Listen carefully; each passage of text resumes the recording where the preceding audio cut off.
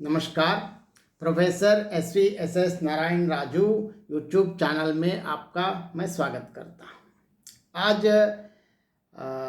गांधी दर्शन और गांधी दर्शन पर भारतीय दर्शन का प्रभाव, इस विषय पर मैं आपसे चर्चा करने जा रहा हूँ। मैं जहाँ गांधी दर्शन की बात करते हैं, सबसे पहले कुछ साधारण बात भी जानने की जरूरत है। वास्तव में गांधी दर्शन कोई नया दर्शन नहीं है। सत्यमेव जयते, अहिंसा परमो धर्मः हमारे प्राचीन भारतीय धर्म तथा दर्शनों में उद्घोषित किया। उन्हीं को आधारशिला बनाकर गांधी दर्शन में उद्घोषित किया। उन्हीं को आधारशिला बनाकर गांधी ने अपना मार्ग प्रशस्त किया। उन पुराने उक्तियों को नवीन परिप्रेक्ष्य में नूतन रूप देकर उन्होंने पालन किया। उन्होंने अपनी विचारधारा को एक वाद की संज्ञा देने का विरोध किया।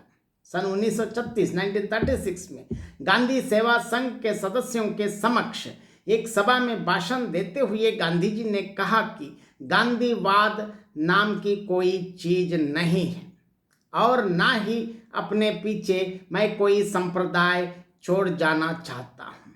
मैं कदापि यह दावा नहीं करता हूँ कि मैंने इन्हीं नए सिद्धांतों को जन्म दिया है।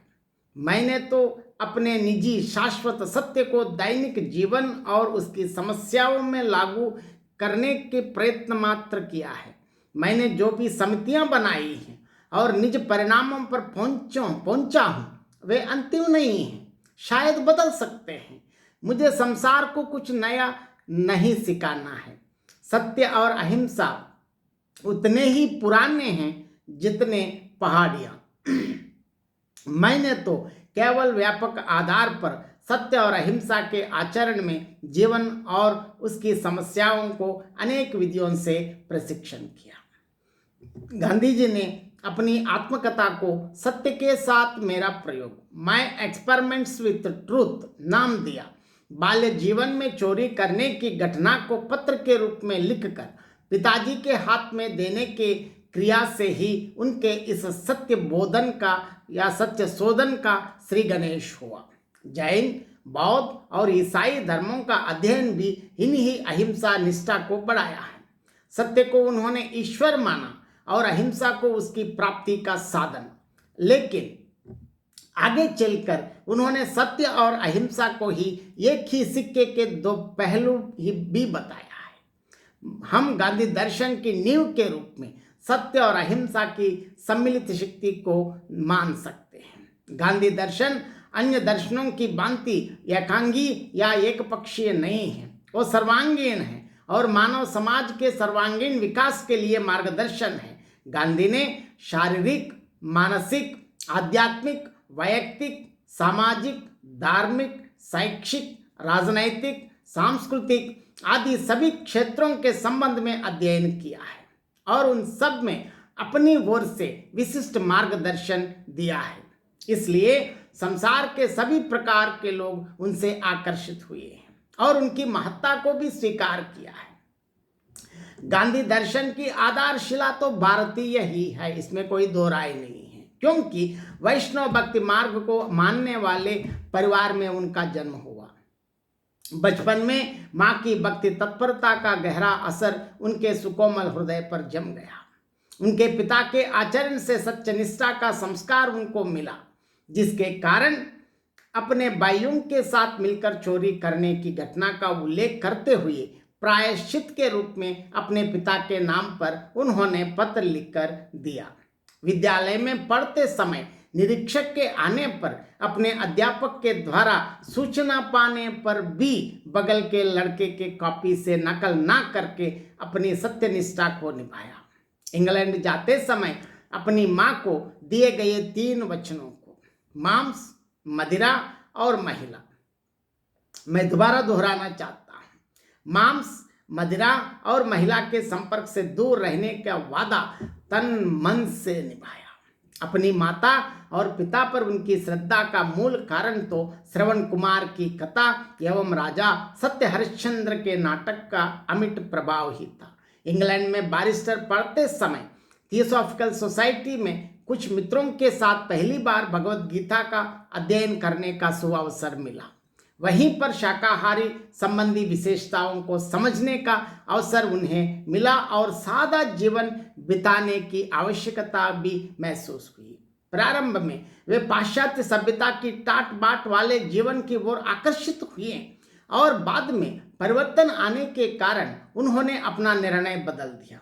आत्मनिरीक्षण करना, अपनी गलतियों को समझना और ईमानदारी के साथ तुरंत उन्हें सुधारना, सत्य, अहिंसा और निष्ठा के अनुकूल अपना जीवन बिताना, यही गांधी दर्शन के मूल सिद्धांत है जो भारतीय दर्शन के अभिन्न अंग है।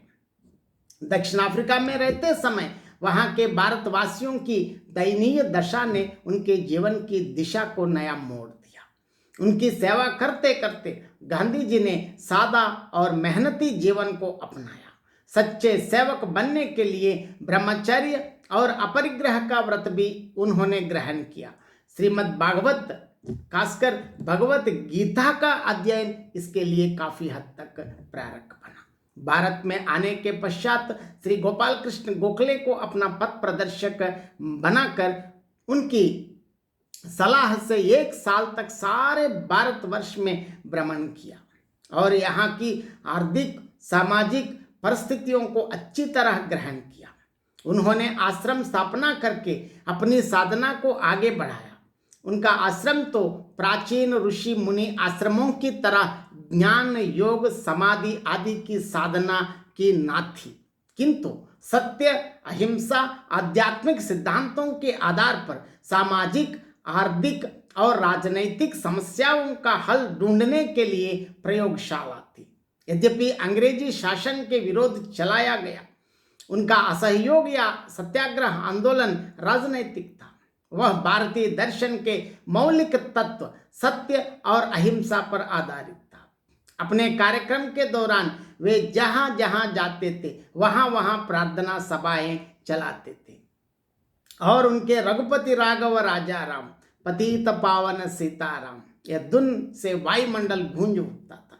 सन 1935 में उन्होंने वार्धा के निकट एक छोटे से गांव में अपने आश्रम का आरंभ किया, जिसका नाम उन्होंने सेवाग्राम रखा।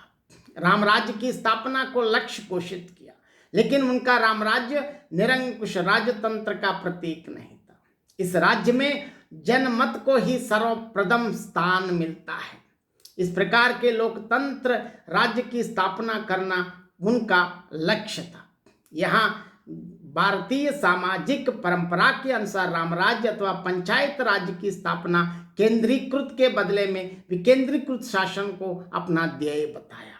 यहाँ रामराज्य से संबंधित बातों में फिर यह स्पष्ट करना चाहता हूँ, सबसे बड़ा निम्न से निम्न आदमी की बात, आदमी का जो मत, उनके विचार को भी लेने के लिए तैयार होने वाला राजा या राज्य ही वास्तव में राम राज्य है। आप संपूर्ण विश्व का इतिहास देखने के बाद भी देखें, परखें, छानबीन करें, एक साधारण से साधारण नागरिक की बात को स्वीकार करके राजा राज्य चलाए तो वो एकमात्र राज्य है दशरथ राम का राज्य है।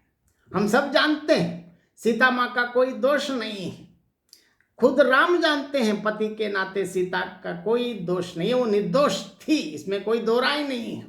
लेकिन राम वहाँ सीता के पति के नाते ना होकर एक राजा के नाते, एक राजा के कर्तव्य के नाते, क्योंकि वही वास्तव में प्रजातांत्रिक, लोकतांत्रिक, जनतांत्रिक राज्य का सबसे अनूठा और अनुपम उदाहरण वही राजा राम का राज्य। इसीलिए मैं वहाँ दो भी शब्द भी प्रयोग नहीं करना चाहता, क्योंकि जाति का उल्लेख मैं नहीं करना चाहता हूँ। राम राज्य में कोई जाति का असर नहीं है। साधारण नागरिक की बात को भी महत्व देकर राजा के नाते वहाँ सीता का परित्याग किया है। ऐसे राज्य ही गांधी जी चाहते हैं। मतलब यहाँ बार बार ऐसे अलग अलग व्याख्यान देते हैं, लेकिन इसमें इस दुनिया में राम राज्य मतलब राम राज्य, इसमें कोई दूसरा तो आई ही नहीं। राम से बड़ा कोई लोकतांत्रिक, प्रजातांत्रिक, जनतांत्रिक राज्य चलाने वाला इस विश्व में अब तक कोई नहीं। इसीलिए गांधी जी का जो राम राज्य है वास्तव में वो दशरथ राम का राज्य ही है, इसमें कोई दो राय नहीं है। और इसके साथ साथ मैं ये भी बताना चाहता हूँ, वे अंतिम कहते वे दरिद्र नारायण की सेवा करते रहे और खुद स्वैच्छिक दरिद्रता अपनाकर जीवन यापन करते रहे। और इनके निधन पर अल्बर्ट आइंस्टीन के शब्दों में हम देखेंगे, विश्व की अगली पीढ़ियों के लोग यह विश्वास नहीं कर पाएंगे कि गांधी जैसा व्यक्ति रक्त मांस पुतले के रूप में संसार में जीवन यापन कर चुका है। इससे और क्या चाहिए। गांधी जी के जो गांधी दर्शन पर पूरा का पूरा अधिकांश भारतीय दर्शन का प्रभाव है, कहने में कोई अतिशयोक्ति नहीं है। ये उदाहरण काफ़ी मैं समझता हूँ। और आप इस वीडियो को देखने या सुनने के बाद जरूर आप अपनी प्रतिक्रिया व्यक्त कीजिए। धन्यवाद।